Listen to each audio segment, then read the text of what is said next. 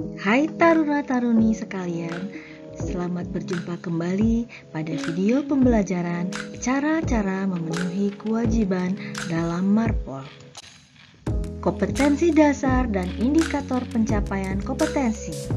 Kompetensi dasar menjelaskan, mendeskripsikan tujuan dari Marpol 7378, menerapkan tujuan dari Marpol 7378. Indikator pencapaian kompetensi mendeskripsikan pelaksanaan kewajiban pada sektor pemerintah, mendeskripsikan pelaksanaan kewajiban pada sektor administrasi hukum, mendeskripsikan pelaksanaan kewajiban pada sektor administrasi maritim, mendeskripsikan pelaksanaan kewajiban pada sektor pemilik kapal, mendeskripsikan pelaksanaan kewajiban pada sektor syah bandar. Tujuan pembelajaran mendeskripsikan pelaksanaan kewajiban pada sektor pemerintah, mendeskripsikan pelaksanaan kewajiban pada sektor administrasi hukum, mendeskripsikan pelaksanaan kewajiban pada sektor administrasi maritim, mendeskripsikan pelaksanaan kewajiban pada sektor pemilik kapal, mendeskripsikan pelaksanaan kewajiban pada sektor syah bandar. Cara-cara untuk memenuhi kewajiban dalam Marpol 7378. Persetujuan suatu negara anggota untuk melaksanakan Marpol 7378 diikuti dengan tindak lanjut dari negara tersebut di sektor 1. Pemerintah, 2. Administrasi bidang hukum, 3. Administrasi bidang maritim, 4. Pemilik kapal, 5. Syah bandar. Pemerintah, kemauan politik dari suatu negara untuk meratifikasi Marpol 7378 merupakan hal yang fundamental, di mana kemauan politik itu didasarkan pada pertimbangan karena a. Kepentingan lingkungan maritim di bawah yurisdiksi negara itu, b.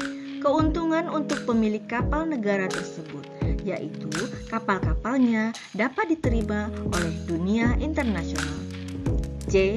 Keuntungan untuk ketertiban di pelabuhan negara itu sehingga dapat mengontrol pencemaran, d. Negara ikut berpartisipasi menjaga keselamatan lingkungan internasional. Pertimbangan dan masukan pada pemerintah untuk meratifikasi konvensi diharapkan datang dari Badan Administrasi Hukum atau Badan Administrasi Lingkungan dan dari industri maritim. Dalam konteks ini, harus diakui bahwa negara anggota Marpol 7378 menerima tanggung jawab tidak membuang bahan pencemar ke laut, namun demikian di pihak lain, pihak mendapatkan hak istimewa. Perairannya tidak boleh dicemari oleh negara-negara anggota lain. Implikasi dari meratifikasi konvensi Marpol adalah dengan mengaplikasikan regulasi Marpol dalam bentuk regulasi nasional. Bentuk realisasi dari persetujuan negara-negara anggota untuk mengimplementasikan Marpol 7378 diikuti dengan tindak lanjut dari negara tersebut. Administrasi hukum. Tugas pertama dari administrasi hukum adalah bertanggung jawab memperlakukan peraturan yang dapat digunakan untuk melaksanakan peraturan Marpol 7378. Untuk memudahkan pekerjaan administrasi hukum, sebaiknya ditempatkan dalam satu badan dengan administrasi maritim yang diberikan kewenangan meratifikasi, membuat peraturan dan melaksanakannya. Agar peraturan dalam Marpol 7378 mempunyai dasar hukum untuk dilaksanakan, maka peraturan tersebut harus diintegrasikan ke dalam sistem perundang-undangan nasional. Cara pelaksanaannya sesuai yang digambarkan dalam diagram berikut. Indonesia telah meratifikasi Konvensi Internasional Produk IMO, International Maritime Organization, yakni Marpol 7378 Aneks 1 dan 2 melalui Kepres nomor 46 tahun tahun 1986. Keputusan Menteri Perhubungan nomor KM 167 HM 207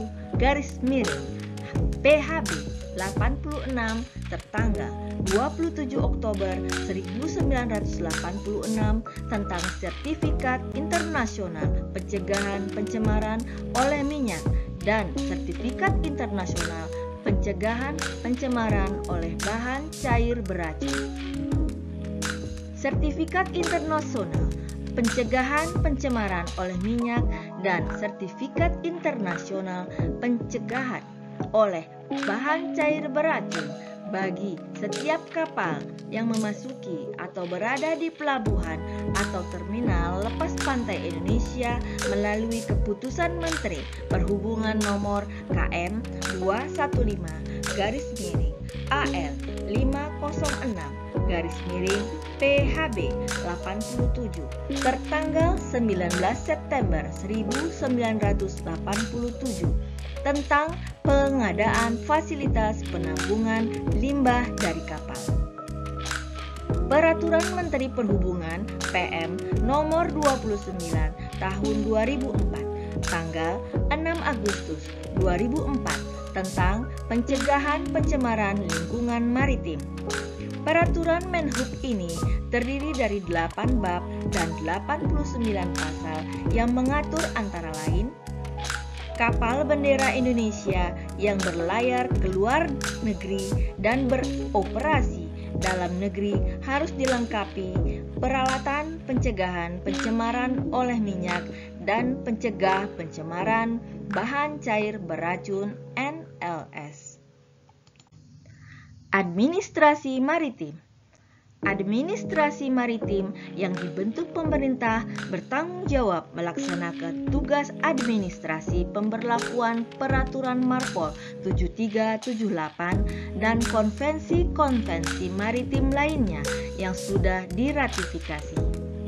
Badan ini akan memberikan masukan pada administrasi hukum dan pemerintah di satu pihak dan membina industri perkapalan dari Syah Bandar.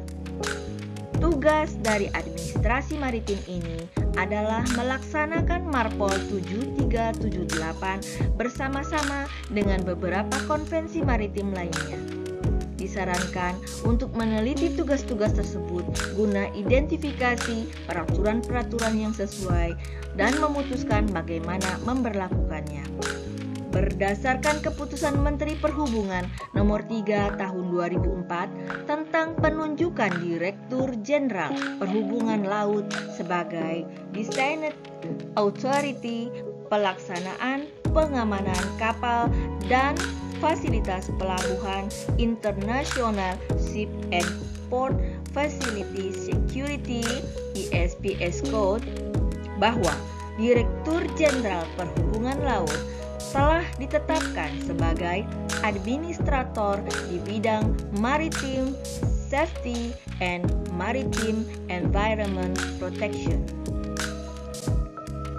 Administrasi maritim dalam melaksanakan tugasnya adalah bertindak sebagai pelaksana IMO, Legislation and Regulation, serta Implementation of Regulation, peraturan perundang-undangan dan pelaksanaan peraturan perundang-undangan.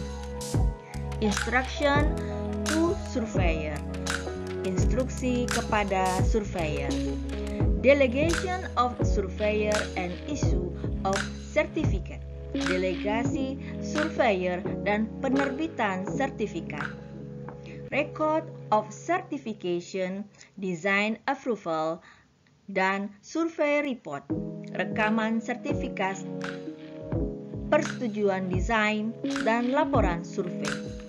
Equipment approval, issue of certificate and violation report, persetujuan peralatan, penerbitan sertifikat, dan laporan pelanggaran. Prosecution of offenders, monitoring reception facilities, and informing IMO required. Penuntutan terhadap pelanggar, pemantauan fasilitas penerimaan, dan menginformasikan IMO sesuai kebutuhan. Pemilik kapal berkewajiban membangun dan melengkapi kapal-kapalnya dan mendidik pelautnya, perwira laut untuk memenuhi peraturan Marpol 7378. Kompetensi dan keterampilan pelaut harus memenuhi standar minimum yang dimuat dalam SCCW 95 Convention. Peraturan Menteri Perhubungan Nomor 4 Tahun 2005 pencegahan pencemaran dari kapal dalam pasal 1 menyebutkan bahwa pemilik kapal adalah orang atau orang-orang atau perusahaan yang terdaftar sebagai pemilik kapal atau yang bertanggung jawab atas nama pemilik kapal termasuk operator. Selanjutnya, pada pasal 5 disebutkan bahwa pemilik kapal atau operator kapal bertanggung jawab atas 1. Pembuangan dan pemindahan limbah minyak dari tangki penampungan di kapal ke fasilitas penampungan di darat. Kemudian pada pasal 15 berbunyi bahwa pemilik atau operator wajib melengkapi kapalnya dengan peralatan dan bahan penanggulangan tumpahan minyak yang berasal dari kapalnya. Jika terjadi kecelakaan dan kelalaian, maka sesuai pada pasal 14 ayat 2, maka segala biaya yang timbul akibat dari penanggulangan tumpahan minyak dan pencemaran perairan sepenuhnya menjadi beban pemilik atau operator kapal. Syah Bandar Port Authority. Berdasarkan Peraturan Pemerintah Nomor 1 Tahun 1969, Menteri Perhubungan mengatur sepenuhnya tentang segala sesuatu yang berkaitan dengan penyelenggaraan pelabuhan dan menunjuk seorang pejabat yang memegang tanggung jawab dan pimpinan umum, yaitu administrator. Rekomendasi ada pada Syah Bandar. Dalam hal terjadinya pencemaran di wilayah perairan oleh kapal, instansi yang paling berperan secara teknis adalah Port Authorities atau yang dikenal dengan sebutan Syah Bandar. Syah Bandar di pelabuhan adalah seorang pejabat pemerintah yang ditunjuk oleh menteri dengan otoritas tertinggi untuk mengawasi penegakan hukum, menjamin keselamatan dan keamanan pelayaran.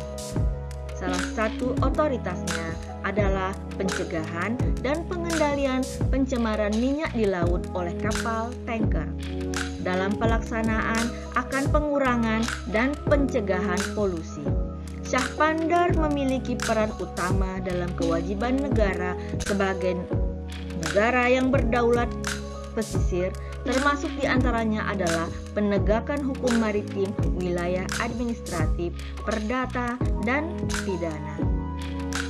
Tugas Syah Bandar dalam melakukan pencegahan polusi ini menjabat sebagai koordinator atau komandan Poskodalok, pusat komando dan lokasi suatu tim yang terdiri dari kepolisian, angkatan laut, Pertamina atau perusahaan gas dan minyak, serta pemerintah daerah.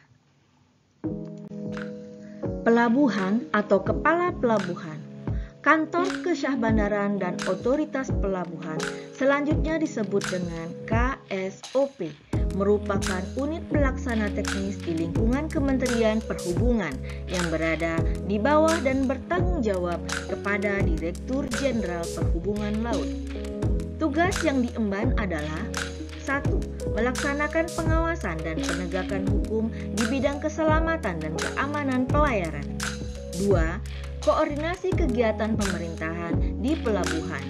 Serta 3. Pengaturan, pengendalian, dan pengawasan kegiatan kepelabuhanan pada pelabuhan yang diusahakan secara komersial.